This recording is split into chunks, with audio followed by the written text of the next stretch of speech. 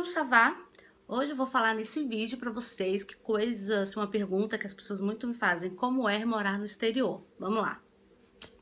Bom, gente, morar no exterior é uma experiência legal, uma experiência importante que eu acho que todo mundo deveria passar. Claro que tem as dificuldades, como em tudo na vida tem as dificuldades que a gente encontra, as barreiras que a gente encontra, mas eu acho que o ser humano é extremamente adaptável e a gente consegue se adaptar e a gente consegue passar desse muro, né, onde muitas vezes é um muro alto, né, um muro grande, mas que a gente consegue sim dar conta, tá? Uma das coisas assim que as pessoas sempre falam assim que é super difícil a questão da língua, né? Porque o português não é tantos os países que falam e é uma língua que não é tão mundial assim, né? Eu, por exemplo, o país que eu tô morando hoje, que é Guiné-Bissau, que fala português, só que qual a grande dificuldade? A língua oficial é o português, mas pasmem, a língua mãe não é o português. Aqui na África tem muito isso, a língua oficial e a língua mãe. A língua oficial, por exemplo, é a língua oficial do país, que é o português. Mas quando você chega aqui, a língua mãe é o crioulo. Qual que é a língua que as pessoas falam? O crioulo, né? Então não é todo mundo que fala português aqui. E o crioulo, gente, não tem nada a ver com português, nada, absolutamente nada. Você não entende nada. Se você for conversar com uma pessoa em crioulo, literalmente é uma outra língua. E aqui na Guiné-Bissau, por exemplo, o que que ocorre? As crianças, elas só aprendem a falar português a partir do momento que entrar na escola para ser alfabetizada. Então, se elas continuarem na escola, vai aprender aos poucos a falar português. Se não, é o crioulo. De qualquer maneira, o crioulo, ele prevalece. Em Kinshasa também, onde eu morei, no Congo, na República Democrática do Congo, lá, por exemplo, a língua oficial é o francês. A língua oficial é o francês. Mas qual era a língua mãe? O lingala, também que não tem nada a ver com o francês. Então você fica totalmente perdido. É uma língua que só eles falam, gente. É uma língua, já diz, língua mãe. É como se fosse o tupi-guarani do Brasil, antigamente, né? Porque a gente tem a língua oficial, que é o português, e que tinha a nossa língua mãe, o tupi-guarani. Só que o que acontece? As pessoas quase não falam mais o tupi-guarani, aliás, nunca falaram basicamente o tupi-guarani, e prevalece realmente o português no Brasil. Mas aqui na África tem muito isso, tá? A questão da língua mãe e da língua oficial. De qualquer maneira, é importante que se fale a língua oficial, né? Porque você tem que saber pelo menos um pouquinho. E a partir do momento que você vai morando, que você vai se adaptando no local, você aprender também a língua mãe, que você tem um respeito para eles. Eles se sentem super felizes quando você fala a língua, mas não é fácil, é bem difícil. A outra dificuldade, gente, que eu vejo muito é a questão da alimentação. A alimentação é completamente diferente da nossa, completamente diferente da alimentação do Brasil. E aí, gente, então as coisas que tem aí é diferente? Não, não é que é diferente. Que você acha fruta, que você acha verdura, as mesmas que tem no Brasil, uma ou outra que é típica do país, né? Você acha, por exemplo, castanha, caju, você acha arroz, feijão, carne, só que o gosto é diferente, o tempero é diferente, é completamente diferente. Então, você sente meio assim que o seu paladar tá com algum problema. Então, para você se adaptar, é bem complicada essa questão da alimentação. E algumas coisas também, por exemplo, aqui eles quase não comem muita fritura. Dificilmente eles comem fritura. Aqui é muito que eles... E assado também eles quase não comem. O que eles comem muito é... Qualquer coisa que eles compram, por exemplo, peixe. Aqui tem muito peixe.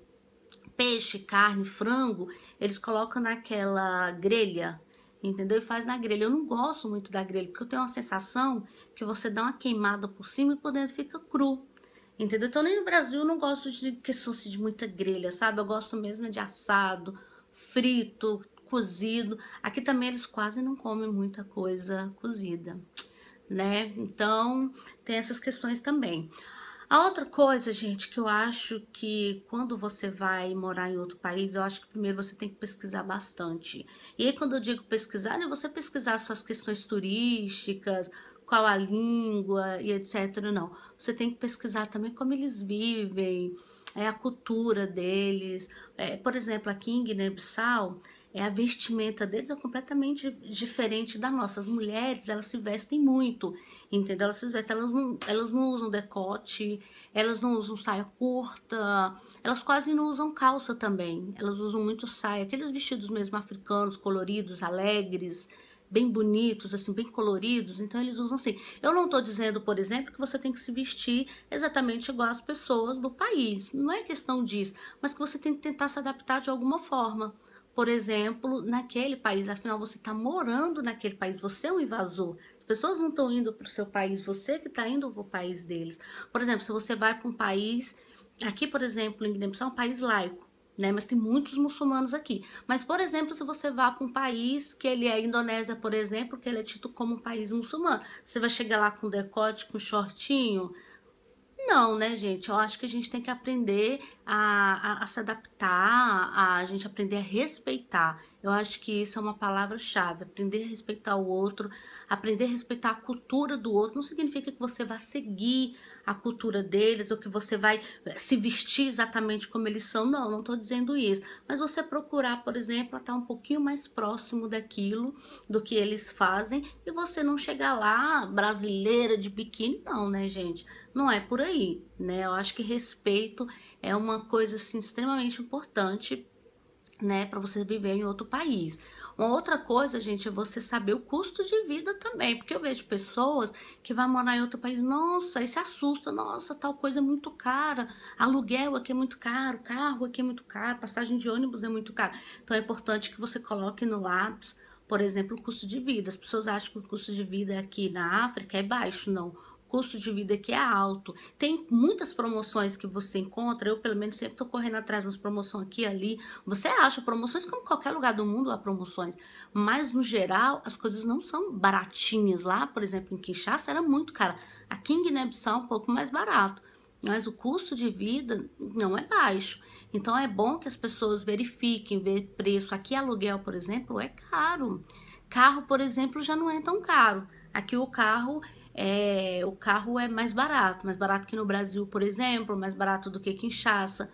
Mas é importante que você verifique as outras coisas, como é a parte de alimentação, entendeu? Como é a parte de vestimenta. Roupas aqui você acha muita roupa em conta, muita roupa, sapato, você encontra comida, você encontra com preços bons, mas você tem que saber os locais. Então é sempre bom você já ter alguém que mora no país para que você possa entender, para que as pessoas possam te dar dica, porque uma coisa que eu percebo que é o seguinte, você vai comprar uma blusa, suponhamos um exemplo agora, se você vai comprar uma blusa, essa blusa custa R$ 5, para um estrangeiro vai custar 10. Quando ele vê que você é de outro país, vai R$ 10.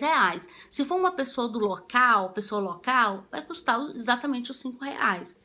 Então é importante sempre você já ter alguém que você conheça naquele país para te dar dicas, no início ir com você, até você começar a conhecer, você começar a estar mais envolvido naquele lugar, e com o tempo a gente vai se sentindo pertencente àquela cultura, àquelas pessoas. Entendeu? Fica tudo mais fácil, mas no início realmente é bem complicado. Fora que você tá longe de tudo, longe, né, dos seus familiares, longe de amigos, longe do seu país, longe do seu ninho. E a gente tá em outro ninho, realmente tem todas as dificuldades, mas nada que o ser humano consiga se adaptar e consiga se sair bem, tá? Então essas são algumas dicas para vocês hoje e até a próxima. Tchau!